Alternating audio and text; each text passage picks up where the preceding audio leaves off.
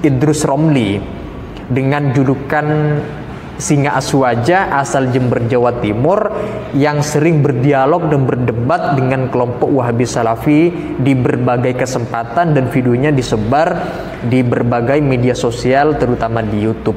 Samping Ustadz Idrus Romli juga datang dari seorang ustadz seperti Abdus Somad, juga mengatakan bahwa kelompok Wahabiyin di Indonesia terutama sangat mudah membid'ah-bid'ahkan kelompok lain, seolah yang berhak hanya masuk surga ya hanya dia, gurunya, dan jamaahnya.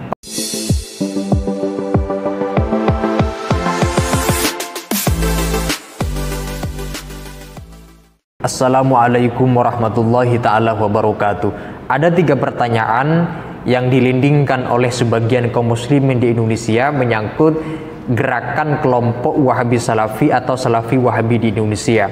3 pertanyaan tersebut sebetulnya ini adalah rangkuman dari berbagai aspek gerakan dan harokah kelompok Wahabi Salafi di Indonesia yang sukanya kerjaannya itu hanya membid'ah-bid'ahkan kelompok yang berbeda, termasuk juga mengkafirkan, menyesatkan kelompok di luar mereka.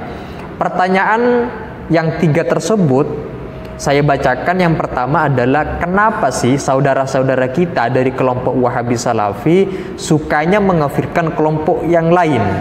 Yang kedua, kenapa pula mereka kelompok Wahabi Salafi gemar menyesatkan amalia keagamaan di luar mereka? Ini biasanya meruncing kepada amalia yang dikerjakan oleh Nahdlatul Ulama atau warga Nahdiyin.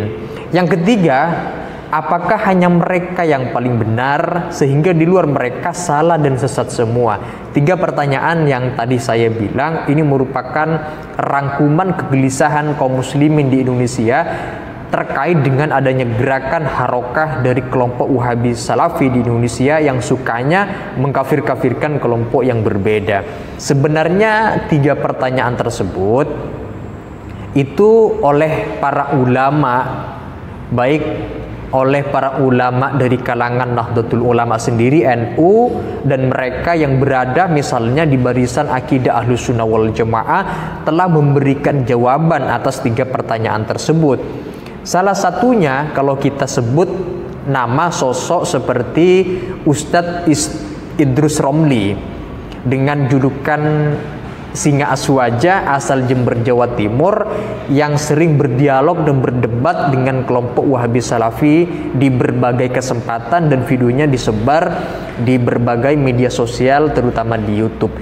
Tetapi dari semua jawaban mereka atas 3 pertanyaan tadi, mereka sepakat, yang menjawab maksudnya, bahwa Wahabi Salafi adalah kelompok yang merasa paling autentik pemahaman ajaran agamanya daripada kelompok di luar mereka.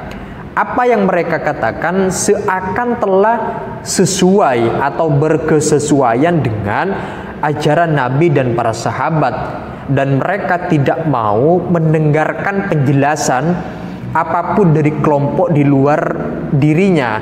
Bahkan di antara mereka saling bertabrakan satu sama lain pendapat-pendapatnya.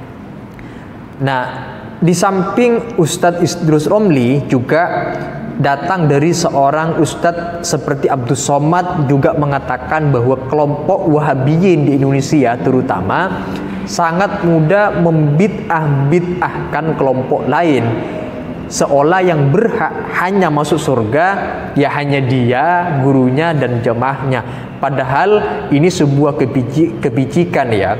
Kita di dalam beragama seharusnya kita memberikan ruang kepada orang yang lain untuk berbeda, karena kemungkinan kebenaran yang dikembangkan oleh orang lain itu juga mengklaim bahwa apa yang mereka lakukan, apa yang mereka amalkan, termasuk amalia, mereka kan meyakini tentu punya dalil.